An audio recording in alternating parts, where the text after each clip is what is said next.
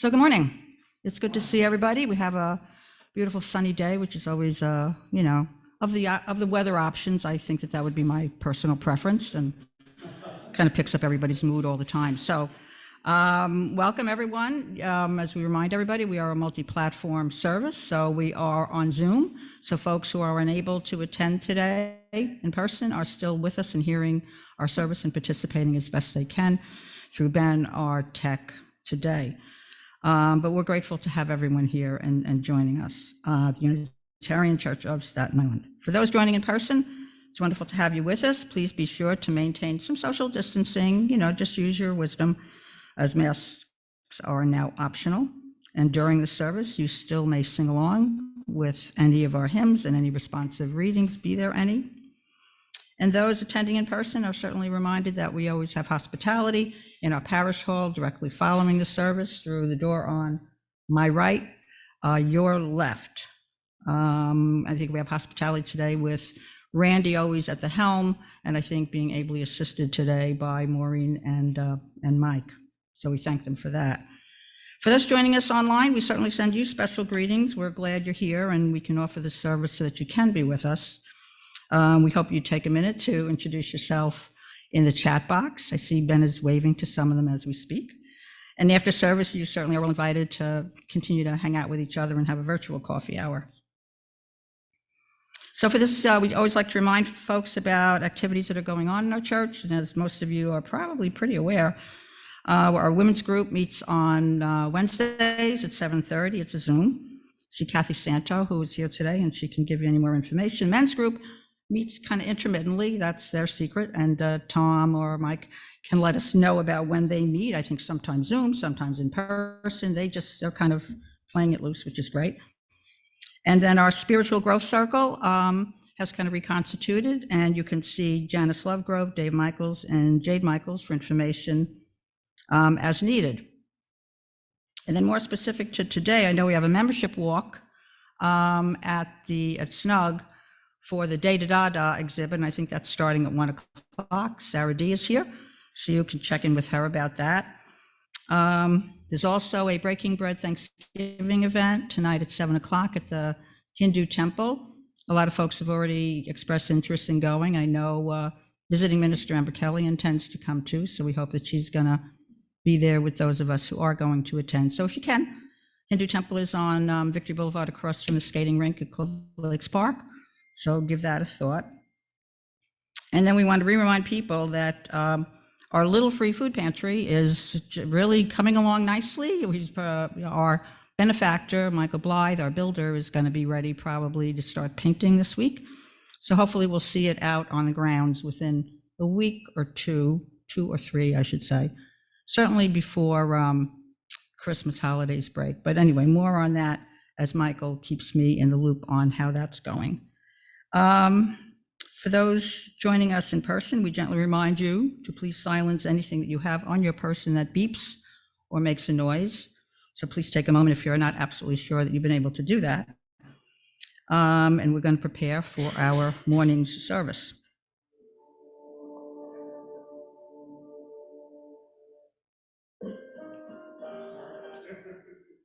Okay, we're good.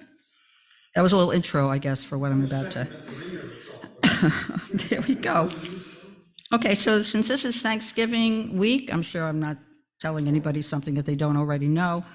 It's always a week that kind of focuses us on food, and it focuses on family and friendship. And so we're devoting our service today to hunger on Staten Island so that we can become more aware, if we are not, of its actual existence on hunger and just to what level folks who have been working in the community have been seeing over the years. And so we can become more knowledgeable about that. And we have 4 guest speakers today. You've seen them in your opening, yes. And one gal, Alexandra, let me know last night that she's still under the weather and cannot really come today, and she couldn't find a replacement. However, when I let Heather Butts know about that, Heather Butts knows a little something about community fridges, and she'll probably speak a little bit about that. So I think we'll be getting the full picture of those who are working in our community to address hunger.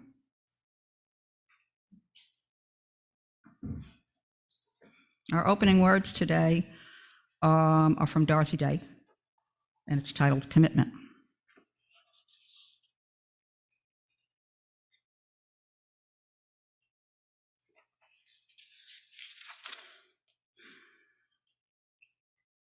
People say, what is the sense of our small effort? They cannot see that we must lay one brick at a time, take one step at a time. A pebble cast into a pond causes ripples that spread in all directions.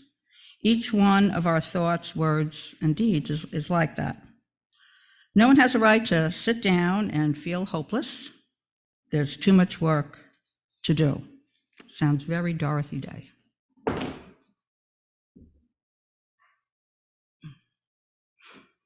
We're now going to move into our chalice lighting, and I invite you to join me in the chalice lighting affirmation. You're going to find that in your order of service. We light this chalice in the search for truth and the spirit of love. We unite in worship and fellowship.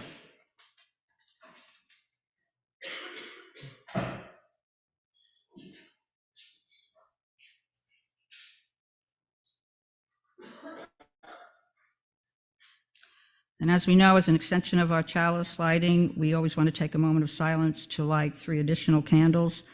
For some, just some of the names of those who have recently been affected by police brutality. We cannot cover all the names of those affected. And we will light a candle for the life of Anthony Barnhill, for the life of Cameron Allen Easton, and for the life of Heriberto Penazzola.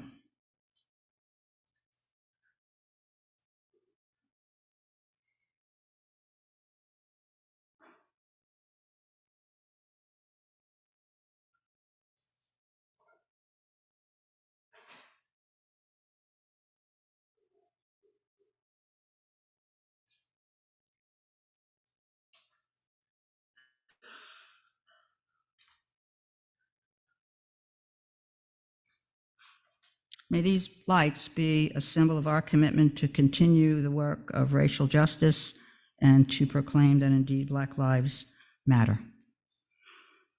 So now for our opening hymn, please join us in singing number 68, Come Ye Thankful People, Come. It's in your gray hymnal and will be led in song by our choir today.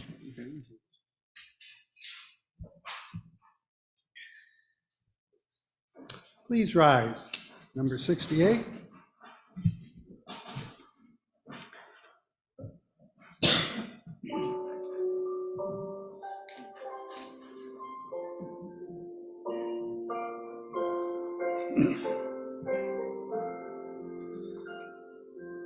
Come, ye thankful people, come, raise a song of harvest home. Fruit and crops are gathered in, safe before the storms begin. God our Maker will provide, our needs to be supplied. Come to God's own temple, come, raise a song of harvest home. All the world is but a field, given for a fruitful yield. Wheat and tares together sown, here for joy our sorrow grown. First the blade and then the ear, then the full corn shall appear. God of harvest, grant that we wholesome, great, and pure may be.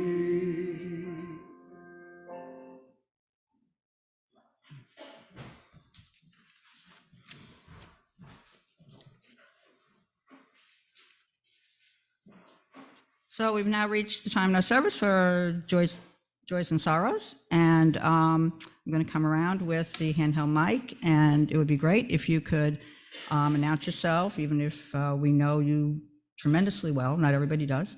And if you're visiting us today or returning after a while, if you'd like to take that time to introduce yourself, that would be marvelous. So I'm going to come around with the handheld, and looking forward to hearing everybody's joys and sorrows.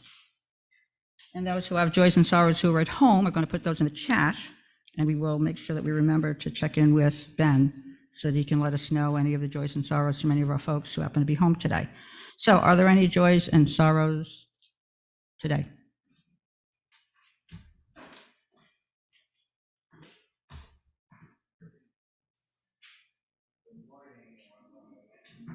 And as you're speaking to the mic, I'll remind everybody again, folks at home really depend on us using the mic and using it as well as possible. So. Good morning.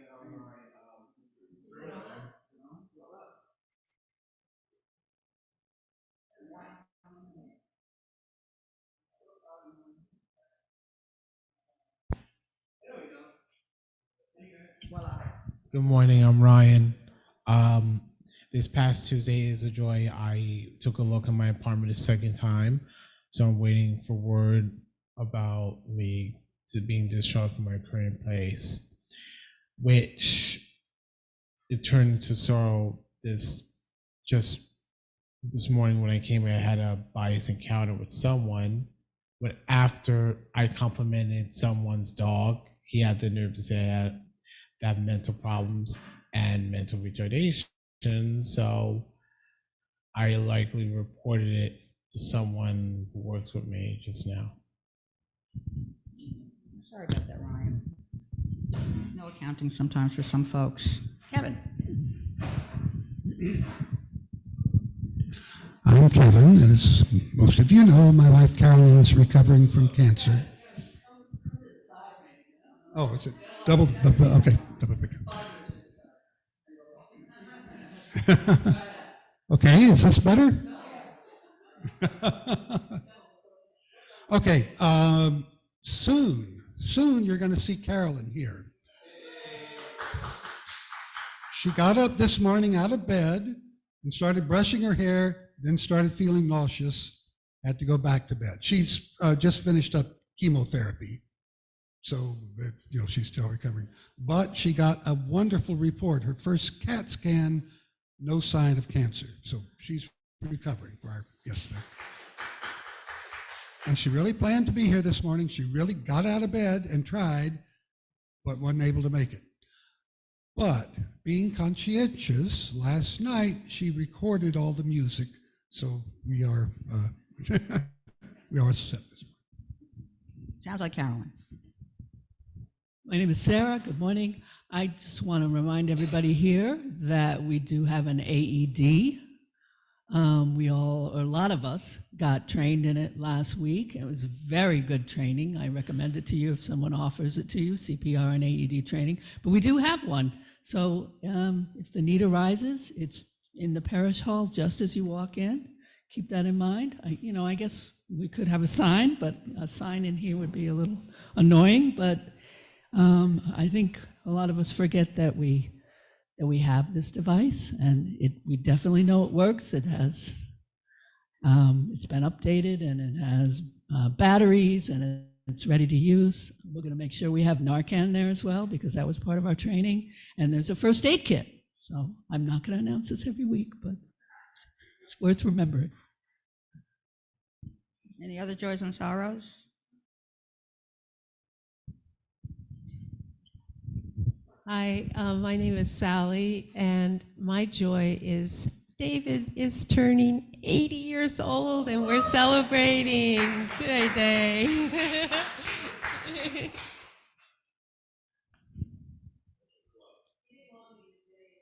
I can tell by the look on his charming face that maybe he's going to have to speak to you after the service. So, okay, are there any other joys and sorrows today? Going once, going twice? Ben, coming over.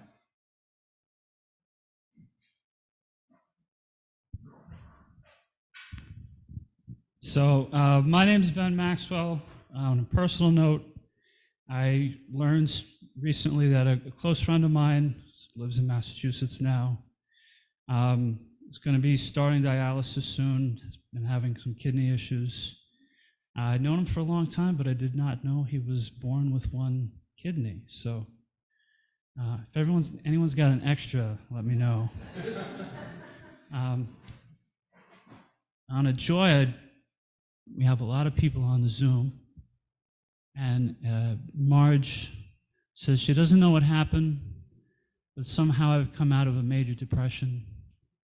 Happened about a month ago, and here I am. Well, glad Marge is with us. There you go. Okay.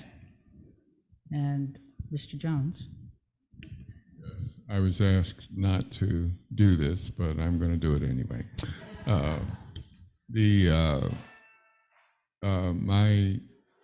I just want to remind everybody that the White House still needs phone calls, letters, and all of the politicians need to know the ceasefire is an important step that we have to take.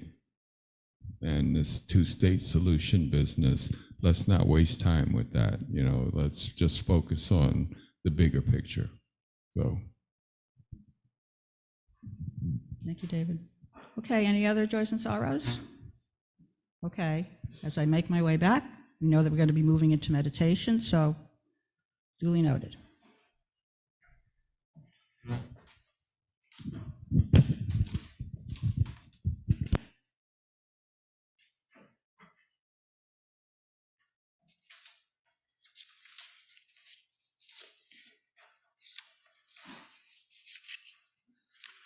For our meditation, we're going to take a little pause. I'm going to offer a prompt to kind of focus some attention. We'll ring the chime, kind of let you know it's time to kind of start, and we'll sit in quiet meditation for a few minutes. And today's prompt is by Lao Tzu, and it's as follows: kindness in words creates confidence. Kindness in thinking creates profoundness. Kindness in giving creates love.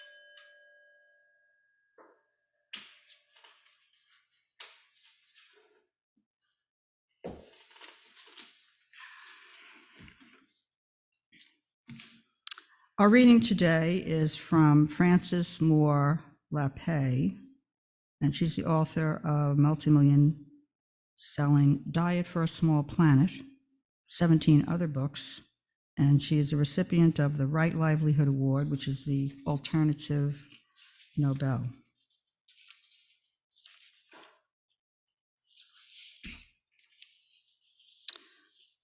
Food is our most common bond. To me, democracy is an exciting living practice, what we do every day. To most, democracy doesn't relate to our daily lives, and it sure isn't much fun sometimes. I now see that to engage in democracy, to jump into this living practice, we all need something tangible to act on. Because food is our most primal need and our common bond to the earth and to each other, it can ground us as we stretch ourselves to draw in all the interlaced threads so that we can weave a whole meaningful picture for ourselves. With food as a starting point, we can choose to meet people and to encounter events so powerful that they can jar us out of our ordinary ways of seeing the world and open us to new, uplifting possibilities. That was a reading from Frances Moore Lapay. Now it is a time in our order of service where we take an offering. We know it is the gifts of all of us that help support our ability to thrive and to gather. For those attending in person, Randy and maybe one other will join him in walking with the collection plate.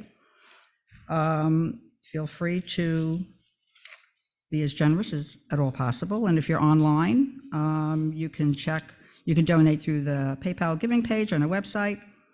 And as ever, please give as generously as you can. Our offerings will now be greatly received.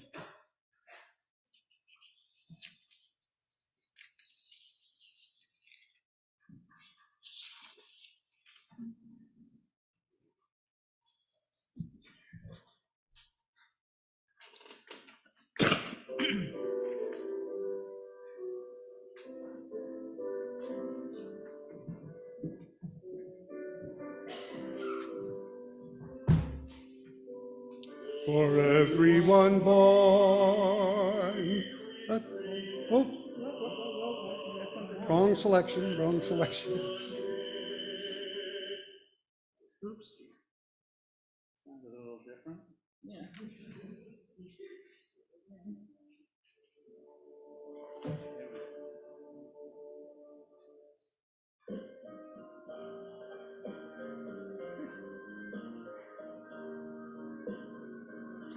For everyone born, a place at the table. For everyone born, clean water and bread. Shelter, a space, a safe place for growing. For everyone born, a star overhead. And God will delight when we are creators of justice and joy, compassion and peace. Yes, God will delight when we are creators, creators of justice and joy.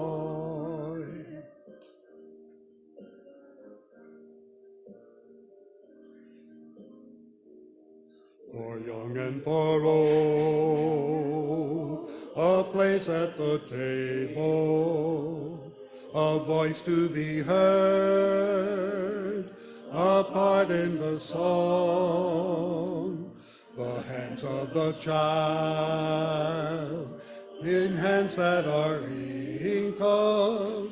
For young and for old, the right to belong. for everyone born, a place at the table, to live without fear, and simply to be, to work, to speak out, to witness, to worship, for everyone born, the right to be free. And God will delight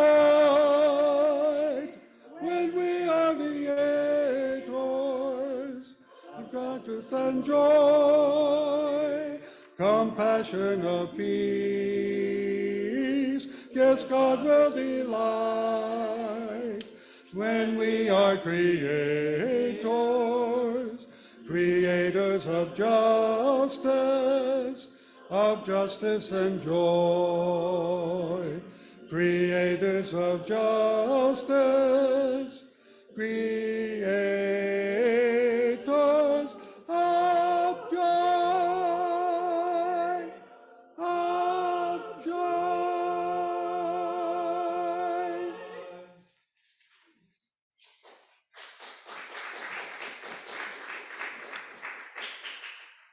Thank you, choir. Please join us now all in singing hymn number 34, Though I May Speak with Bravest Fire. Again, number 34, and you'll find it in your gray hymnal. Please stand as you are able.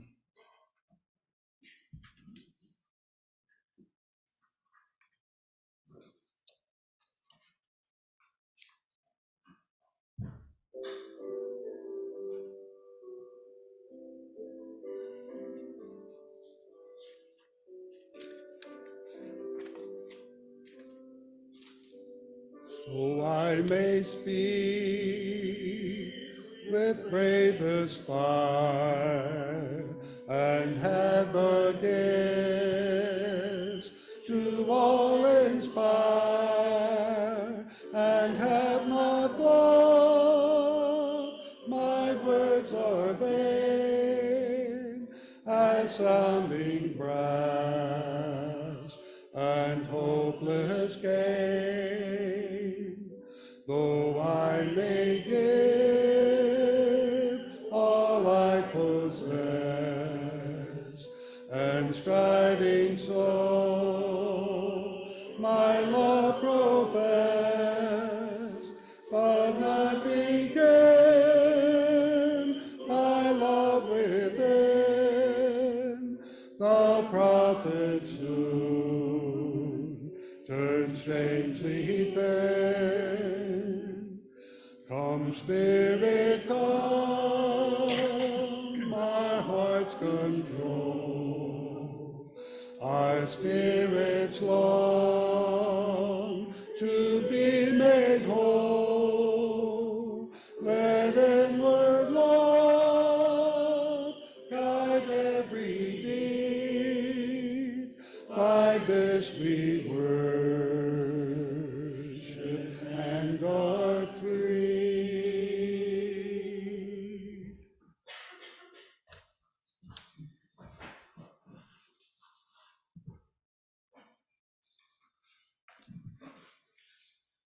Okay, now we've reached the point in our service for, commonly a sermon, and today it's being shared by folks from our community who are working in their ways to combat hunger on Staten Island. So when we thought about the topic, we realized that combating hunger on Staten Island covers a lot of territory, and if you're familiar at all with, you done? You going? Didn't want you to. We know that so many people are working in so many different ways because there's often more than one way to solve a problem. So we wanted to reach out to some folks who could look at hunger on Staten Island in a particularly focused way. So we invited Tommy Bond from the Hunger Task Force because they've done some data collection, and Tommy can speak to us about that. We invited Heather Butts, who has been working in our community for 10 or more years through her primary organization, Health for Youth, which does lots of things. So I asked her to just focus today and think about community gardens. And she's also going to speak a little bit about the community fridge, because one of our speakers, Alexandra Shoneyin, was unable to come today. She's still a little bit under the weather. So Heather will, talk a little bit about that. And Heather can also talk about little free food pantries, something she knows a little bit about as well.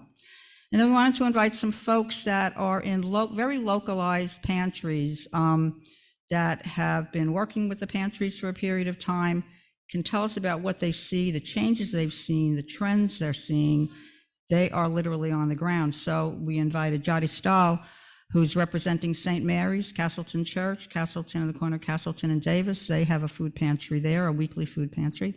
And we invited Jack Martz, who's with the Trinity Lutheran Church Food Ministry.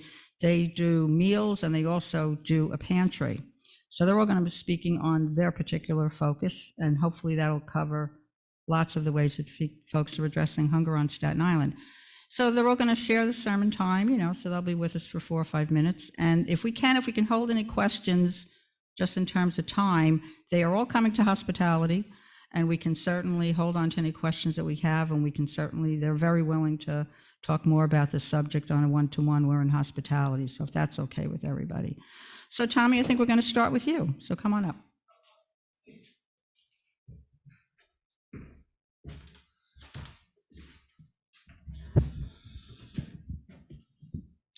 Good morning, everyone.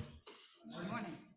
Thank you for the opportunity to address you today on a matter of great significance, the critical role of data in our collective efforts to combat hunger, particularly through the lens of the Staten Island Hunger Task Force. In the next few minutes, I'll shed light on the pivotal ways in which data has become a powerful ally in our mission to alleviate food insecurity in our community. The data we will review represents somewhere between the neighborhood of 50 and 70% of the food need on Staten Island. There are several small pantries that currently do not have the capacity to aggregate their data and report it accordingly. We're working this year to help them develop the capacity and present a more complete picture of food need and pantry usage on Staten Island. At the core of our work lies a meticulous collection of data and also the strategic use of it. Our task force leverages data to understand, analyze, and address challenges faced by local pantries.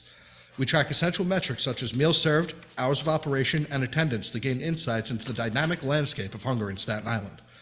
One notable aspect of our data-driven approach is our ability to monitor fluctuations in pantry traffic in response to current events. For instance, the recent influx of immigrants has been a significant factor contributing to the sharp uptick in poverty and food insecurity. Through our data, we can pinpoint areas of increasing need, enabling us to respond promptly and effectively. I'm going to share with you now just a little graph we have. It's going to be very hard to see, but basically the data here shows the biggest number is in 2022, the pantries that reported to the Staten Island Hunger Task Force served over 8 million meals here on Staten Island. And as I said, that's only between 50 and 70% of the pantry traffic on Staten Island. So food need is incredible. So on here we have the New York City Department of Probation, Oakwood Heights Community Church, Community Health Action of Staten Island, Catholic Charities of Staten Island, the Jewish Community Center of Staten Island, Feeding with TLC Incorporated, Staten Island Community Partnership, Christian Pentecostal Church, the Council of Jewish Organizations, Meals on Wheels of Staten Island, Project Hospitality, the Stapleton UAME Church, the NYSID Port Richmond High School Pantry, and Our Lady of Good Counsel Pantry. Please note that the Council of Jewish Organizations Pantry Partnership Program includes the following pantries: Staten Island Community Church, West Brighton NYCHA, St. Philip's Baptist Church, St. Paul St. Peter Assumption Food Pantry, Our Lady of Pity Jacob's Well Pantry, St. Mary's Episcopal Church, or Torah Sephardic Minyan, Congregation of Torah Emmett, Kollel Eltingville, El Centro del Inmigrante, the Staten Island Yeshiva Families, VOD of Staten Island, which represents 13 Hasidic shuls and 4 ultra-Orthodox shuls, meaning that our data is representative of 40-plus pantry programs for 2022. Project Hospitality is the most major contributor, serving about 40% of all of the meals we collected data for, coming out to about 3.2 million meals. The impact of COVID-19 pandemic on food insecurity cannot be overstated. What began as a crisis has morphed into a sustained challenge, demanding adaptive and informed responses. Our data not only helps us understand the evolving nature of this crisis, but also facilitates communication and collaboration among local pantries. By sharing information, we can ensure a coordinated effort to address the pressing needs of our community.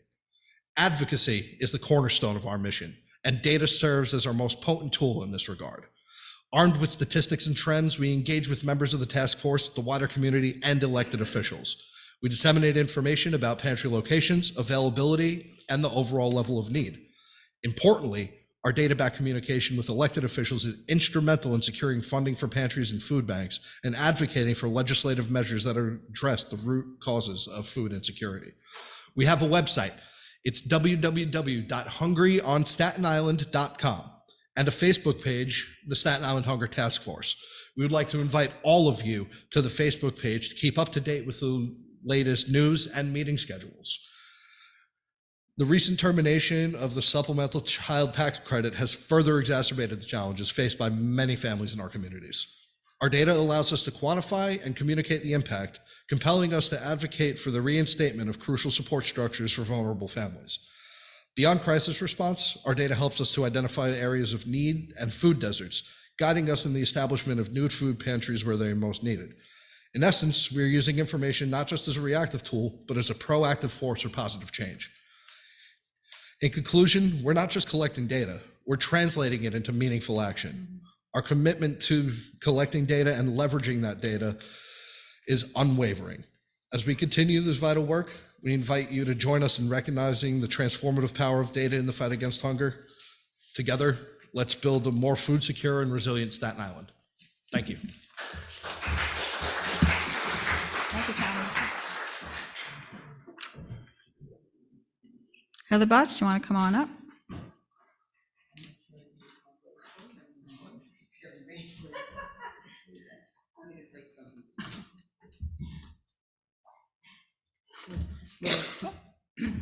I'm tall, so I don't know if I need it, but I'll use it. Can everyone hear me? All right, good. I'm usually don't have that problem. So hi, everybody. My name is Heather Butts. I've seen you before. I was here during the incredible sermon about the Civil War. I'm a Civil War person. I gave homage to Robert Gould Shaw when I walked in, because you should. And so it's a pleasure to be back here again. So in my day job, I am an associate professor at Columbia University at the School of Public Health. So I'm a public health professor. A lot of my work now deals with COVID and what happened during COVID and what's happening in this, whatever phase we're in with regard to COVID. But I also run a nonprofit called Health for Youth. And Health for Youth is a nonprofit that now is 14 years old.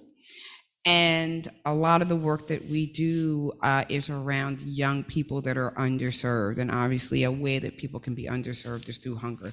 I also am the secretary of the Staten Island Hunger Task Force. So that's a huge honor. And I really enjoyed hearing the work that Tommy was talking about, because it's so vital to how we do what we do here. So I wanted to talk just a few minutes about community gardens and also pantries that are shaped like little free libraries. But before I do that, I thought I would take a moment just to talk about community fridges, which I am no expert in them. However, we have seen the growth, certainly, of the 4th Avenue community fridge over time, and it's unfortunate that Alexandra couldn't be here today to talk about it herself, but I thought I would just share for a moment a little bit about what these are, because I don't know if everybody knows about them. So there are over 100 community fridges throughout New York City. They're located in public spaces, and their import is to enable food to be shared within communities. The beauty of community fridges is it's very destigmatizing. So anybody at any time can go to a community fridge, they can get food, but they can also give food. And so the importance of these community fridges is, unlike how sometimes people can feel a little bit stigmatized going to a pantry, for example, with community fridges, it is very open and people can go whenever they would like. Community fridges are actually started in Europe, but as with a lot of things. I always say how you entered COVID is how you experienced COVID. So one of the things that COVID showed us and laid bare very clearly, if we didn't already know it, was issues around food security. So community fridges have ballooned in the United States. The community fridge that Alexandra was going to talk about is on Forest Avenue at 2142 Forest, and anyone here can visit it, and I'm sure we'll be giving her information out so that she can tell you more about that. So the two other topics I'm going to talk about are community gardens, which we have spaces in about 10 community gardens throughout New York City. Our largest space is actually right up the road. So we are the founders of the Skyline Garden Community Garden. It has various names, but we'll use that name for now. And I don't know if has anybody ever seen it before? It's in Skyline Playground. So if you go to Skyline Playground, there used to be a bocce court there. There is still a bocce court, but now within it, there is a garden going there. So we converted it into a garden about 6-7 years ago with the help of Partnerships for Parks and the Parks Department. The garden is one of the few gardens physically located in a park. If you think about community gardens, ask yourself how many of them are actually physically located in a park. It's not that many, but ours is one of them. So we converted the bocce court, and then earlier this year, we received permission from Parks Department to convert the side space next to the garden into another garden space. And so we converted it into a Lenape garden. So we now have a Lenape garden where we are growing traditional Lenape fruits and vegetables. We have partnered with the Lenape Nation of Pennsylvania, who have been incredible of time and spirit to work with us to expand the garden and help us understand what makes sense. I'm actually taking Lenape language classes. Wanishi. I can say other things, but that I know I can say and pronounce. So I've been taking Lenape language classes since January, and our teacher has been helping us to translate everything in the garden into traditional Lenape language. So we've created a QR code that people can use to practice the Lenape words for everything in the garden, and learn the Lenape words for everything from corn to squash to other things. So we welcome anybody here. The garden is completely open. There is no lock. Just like with the community fridge, anybody can use the garden 24 hours a day, 7 days a week. We ask no questions. During COVID, we saw a huge increase in the use of the garden, and that increase has not stopped. All we basically ask is that you just enjoy the space, and if you'd like to sit and relax a little bit, you can. So that's the garden. And then, oh, yes. Oh, so it's actually extremely close. If you go to Lafayette Street, and you make a right to Prospect, you make a left, it's right on Clyde Place. It's probably about 3 minutes from here. So we would welcome, and maybe we can create something when we have a day when we invite everybody. I know my time's almost up. No, the only thing I just want to make sure that you touched on, Ms. Heather, is like distribution of the produce that's there. Like how does that work? Yes, and great folks question. can certainly volunteer to help you do what you do. So Christine Johnson has already volunteered. She volunteered yesterday. So we put the garden to bed. So if you go there now, you're going to see a lot of straw on the beds because the garden has been put to bed, but we don't stop. We do not stop. We keep going during the winter. So we have a cold frame that the NYPD Explorers built for us, and we use that to keep going in the winter. We have fantasies about creating a greenhouse, which would let us be a 12-month out of the year garden. The third Sunday of every month, which we pushed it to yesterday to be here with you, but the third Sunday of every month, usually we have a pop-up pantry where we give away fresh produce both from the garden, but then also fresh produce that we get from Premier Produce on Richmond Terrace. But anybody can just go into the garden and get produce anytime. If you want to do it more formally, you can come to our third Sunday of the month pantry. It's at 9 a.m. till about 9:03. It goes fast. The food goes fast. But I'm happy to give you my information. And if you want to set up a day, maybe where the church comes to do a harvest and spend some time with us, we have benches and we can have some good cheer and merriment. We could do that as well. So I would love to do that. The last thing I would talk about, because I don't want to take up too much more time, is the pantry system that we were talking about. So when COVID hit, we converted several, so we have about 100 little free libraries around Staten Island mostly, but also in other parts of New York City and New Jersey. And we converted several of our little free libraries into food pantries. And we put canned goods and other vital items, toiletries, masks, hand sanitizers for individuals that needed them. We still do periodic pop-ups, but I know you're in the process of creating a permanent one, which I would say is exquisitely necessary. And again, it destigmatizes a lot of the process, so people can go to these pantries anytime. They can give items. And by the way, I often find that, at least with our little free libraries, people sometimes give even more than they get. They start out and they take things, and then they find it so rewarding that they start to really give back. So you should not be concerned that you'll have to keep filling it up, because people really take care of projects like this. So I would personally be happy to help with that project, and I look forward to seeing it come to fruition. One other thing we have, and then I will end with this. I don't know why I'm doing this way, but it's it lives. We have something called the Clementine Collective, which is something we started during COVID to bring fresh fruits and vegetables to bodegas and corner stores. And we have expanded it to college campuses and schools and other spaces. But it's a stand, and there's several of them in Mariners Harbor, and we have one in Stapleton. We have them all over. And basically, we fill them up every week with clementines. That's the name, Clementine Collective, because clementines are tasty and they have a nice natural packaging. So they're hearty.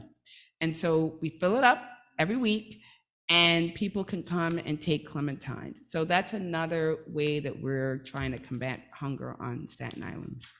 I just want to thank Christine Johnson for inviting me here. I love this church and what you stand for and represent, and your history, and obviously Robert Gouldshaw and all those that came before and after him is a testament to the work that you do here. But I really want to thank her for inviting me and being so generous of time and spirit. And I want to thank all of you for all that you do for the community. I see you and I see what you do. And my future hope is that we can continue to work together and make beautiful things happen in this community. And with that, I will say goodbye.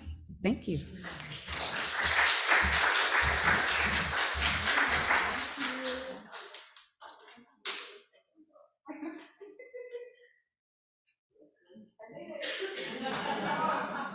Jody Stoll, come on up. So interestingly, Jody is from the St. Mary's of Pantry, Castleton, the corner of Castleton and Pelton. She is one of the instigators there. I was at Pantry, and can tell us a little bit about how they do what they do, when they do what they do, and also the changes that they've seen from the time that they started, until at least where we kind of sort of are today. Thank you. You're welcome, Jody. So our food pantry started in about 2014. And when they started actually making, having dinners, community dinners. And we had a very, very small pantry.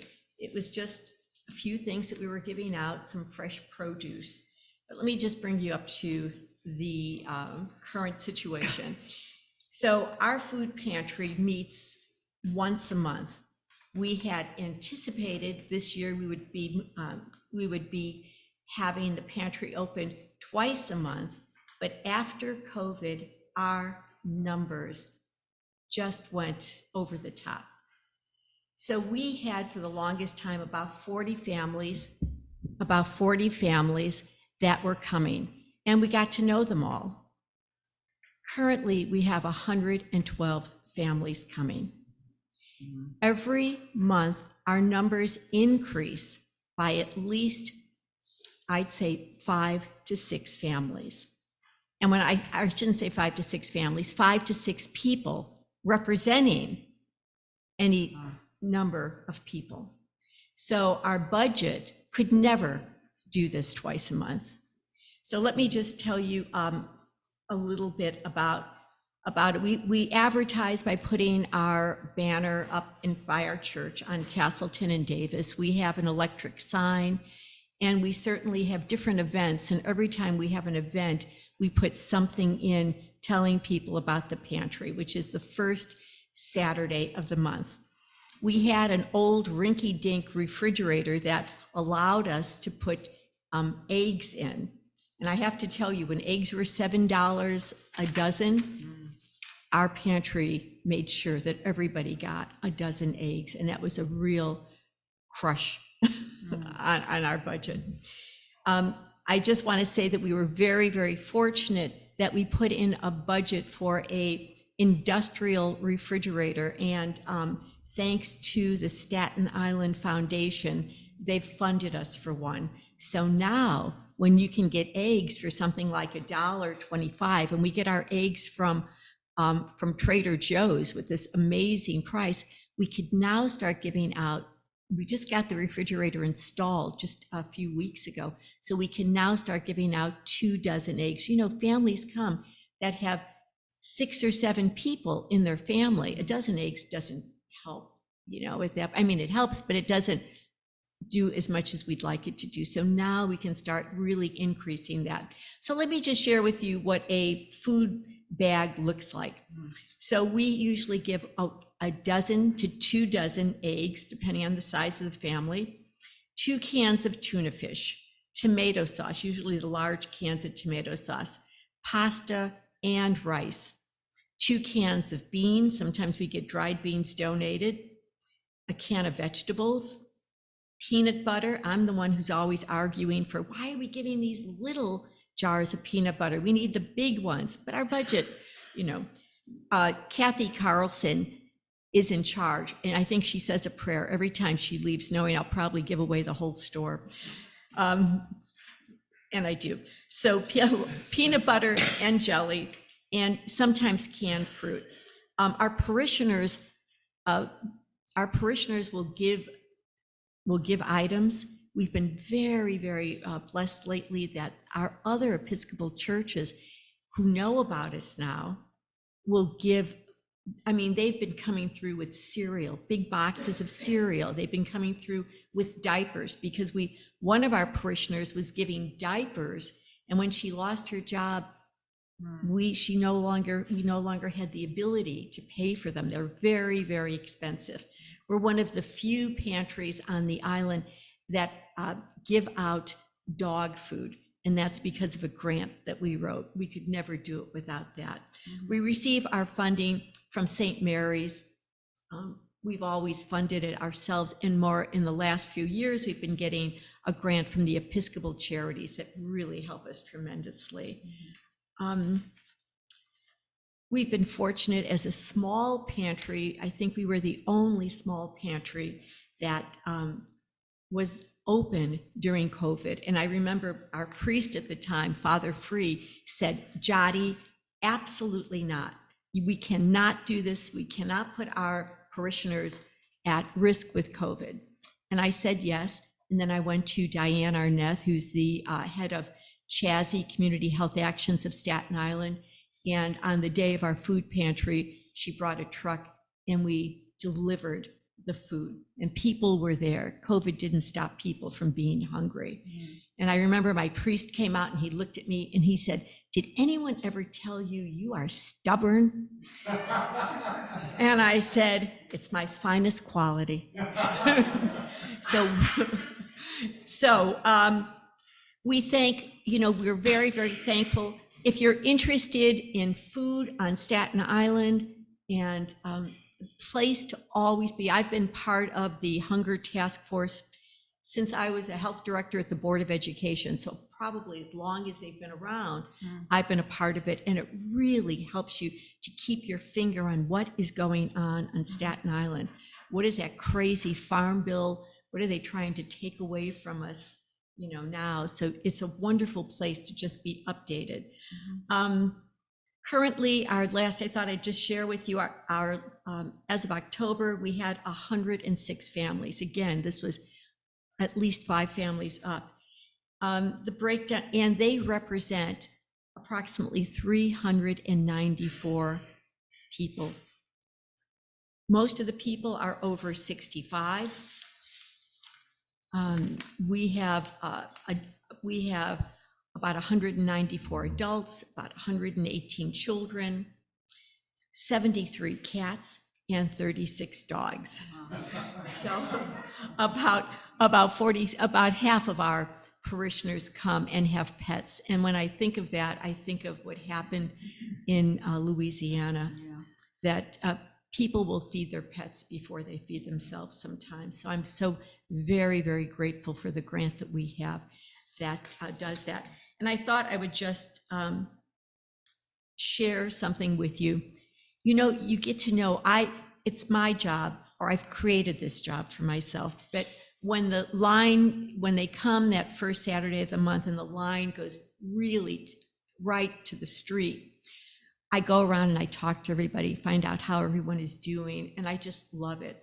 And one of the parishioners, I shouldn't say parishioners, because actually none of the people here are from our church. This is all community. And so one of the people who's been coming for food, she stopped me and she said, we sat on a bench, and she said, I just want to tell you, she said, every time I prepare the food from this food pantry, she said, and I'm so grateful for what you do, but I'm more grateful about how you treat us. You just treat us so well. She said, and I prepare my food and I say a prayer, and I say a prayer for all of the volunteers who are here every Saturday. And when they say when you give, you get so much more. It is the best thing I do. And I'm so, so proud of all of the volunteers we have. And I just love all of the people in our pantry. I mean, we're all family, and through the grace of God, we can be on either side. So I thank you for allowing me to come and speak to you. I learned more about you online. You have a great Facebook. So I've learned more about you Unitarians than I ever have before. And I'm like, well, this is what we're about, aren't we? So this is wonderful. So I thank you for being here. And I thank you for the energy and the love that you give. So thank you so very much.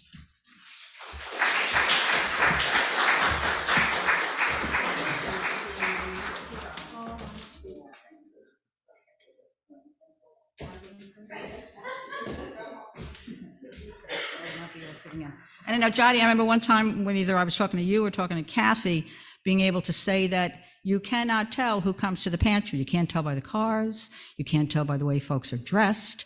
It's totally, folks are invisible. Hunger is invisible to a lot of people. And that's possibly one of the points we were just trying to make today. You can't tell hunger just by looking around and seeing people that you see. So, and last but certainly not least is Jack Martz. Trinity Lutheran Church has been doing meals and a pantry for 15, 16 years, Jack? Actually, it's more like 40. Oh, excuse me, 40. Okay. I haven't been doing it. Maybe you got it.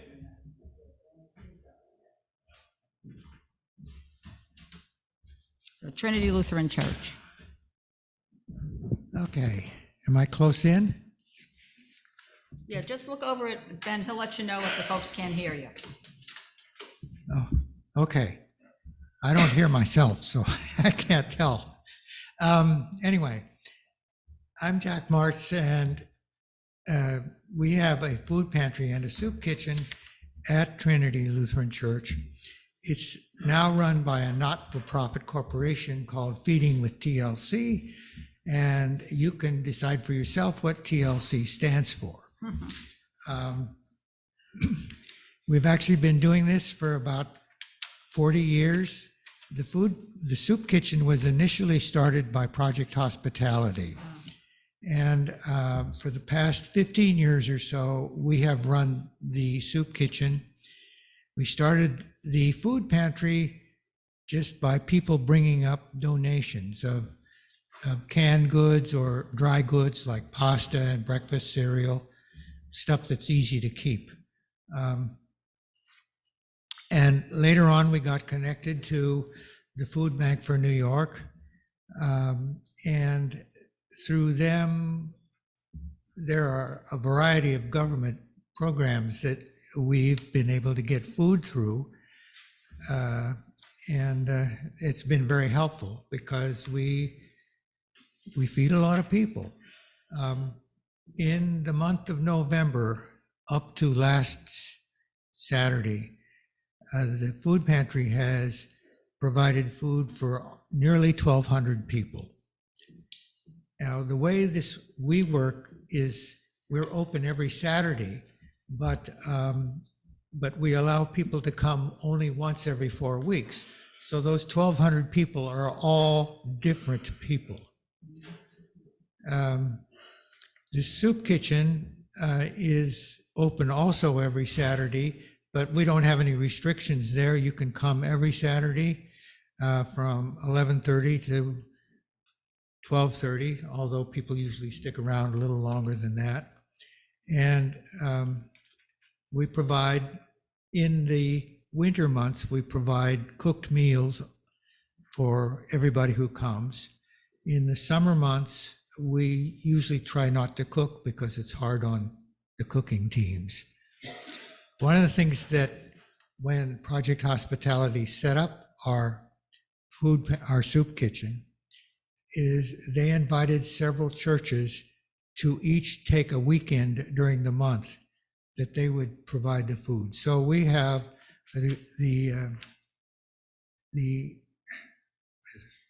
Holy Trinity St. Nicholas Greek Orthodox Church does the first week of the cooking.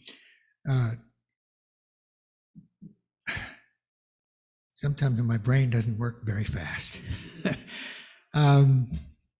Christ Church over on Franklin Avenue does the second week.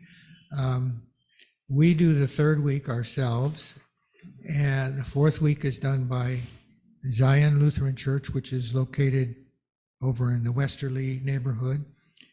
And when there are 5 Saturdays, we have a local Van Duzer Street Civic Association who comes in and does the cooking on the 5th Saturdays, which happen about 4 times a year.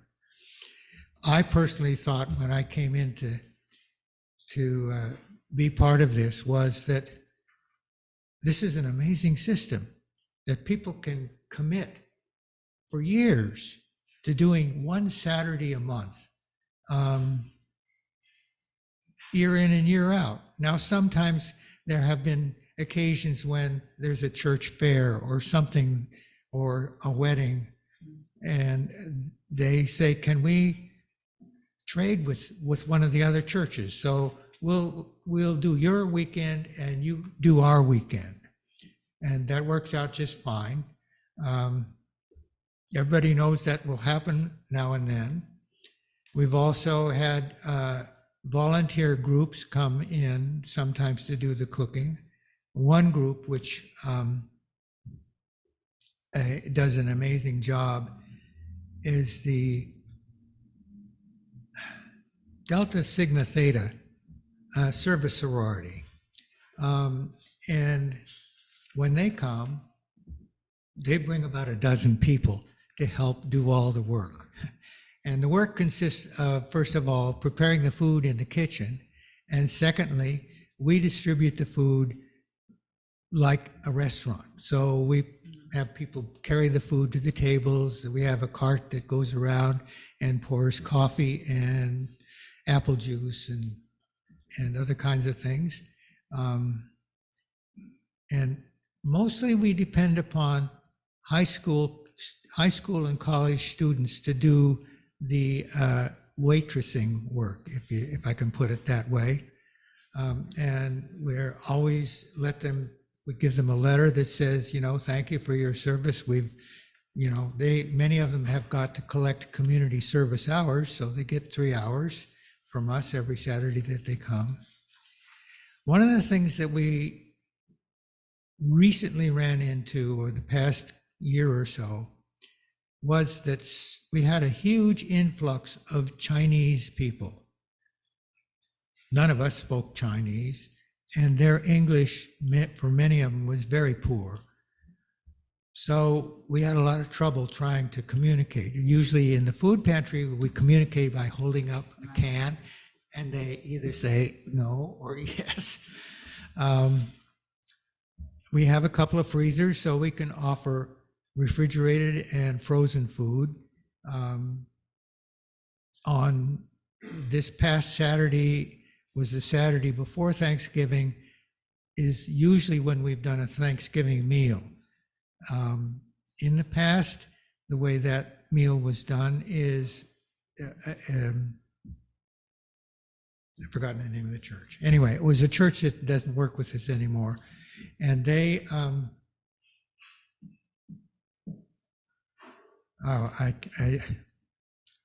anyway, what they did is, even if you've got a commercial kitchen, which our church does have, with 2 ovens in the stove, how many turkeys can you cook?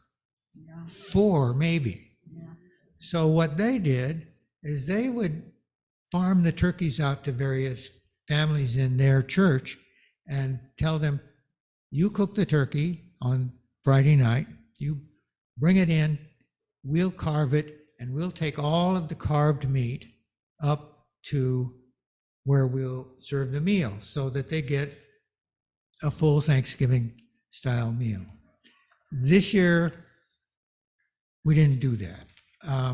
We did hindquarters of chicken, the full drumstick part, and our soup kitchen served 102 people Saturday.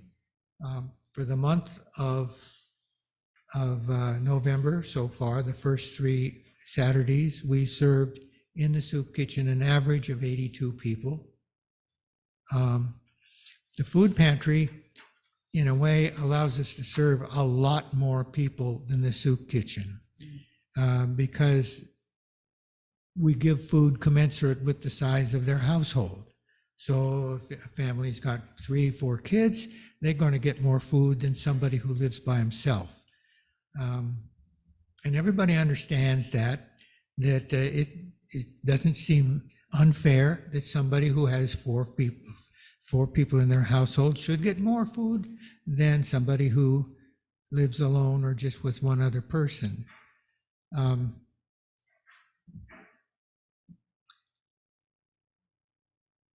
Anyway, so we've been doing this for 40 years. I've been doing it for the last 15. And we had to close during COVID. A lot of us are over 65. Some of us, like me, are a lot over 65. And we just thought it would not be safe. So one of the things we did do is we thought, well, we have a pantry full of food. We can't distribute it, but we can give it to Project Hospitality and they can distribute it for us. So we didn't feel like we were ducking out of our responsibilities. We were seeing to it that food got to people's hands. I think I've said everything I wanted to say except for the things that I forgot. Anyway, one of the things, if anybody is interested in trying to start a food pantry or a soup kitchen, I can certainly tell you a lot more and give you some resources that you can contact. The Staten Island Hunger Task Force is our local go-to place for how to do things. So you could certainly talk to them, but I can also give you contacts for the food bank for New York City if you're interested. And you can talk to them about how do I do this. Anyway, thank you very much for this opportunity. And you can ask questions later on. There you go.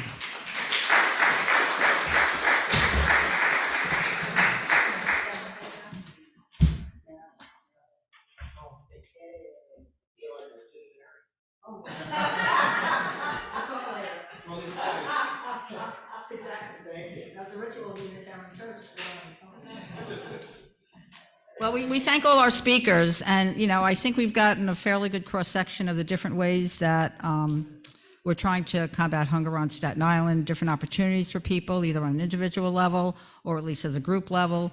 So the bad pun, it's given us food for thought, I'm sorry. And we will, you know, as we say in the business, we will take it from there. But we thank the four of you, okay, Tommy, Jack, Jody, Heather. We thank you for all your service and sharing the information, because one person does it, one person does, but when you spread the word and share it with other people, all of a sudden there's a lot more work that's being done. So I'm sure a lot of us got inspired by many of the things that you talked about, and could find little ways that any one of us or groups of us can do things, just kind of pared it down for us. So I thank you for that. As I said, they're going to come to hospitality, and they'll certainly be available for any questions, answers, or comments you may have. So don't be shy about that. Moving forward, we'll move into our closing hymn, which is number 1060. It's in the teal hymnal. Please stand as you are able, to be led by our choir.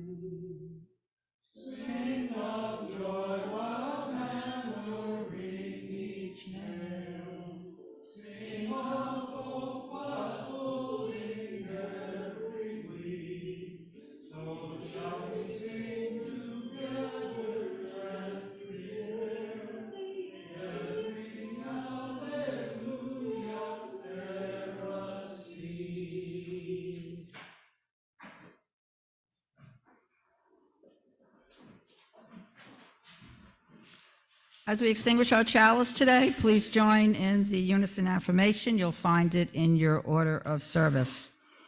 We extinguish this flame, but not the light of truth, the warmth of community, or the fire of commitment. For these we carry in our hearts until we are together again.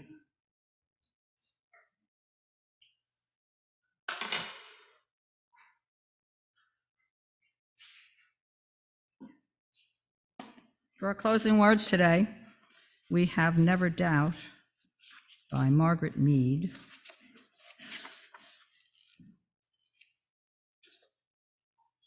And Margaret Mead said, "Never doubt that a small group of thoughtful, committed citizens can change the world. Indeed, it's the only thing that ever has." And we certainly have seen proof of that today.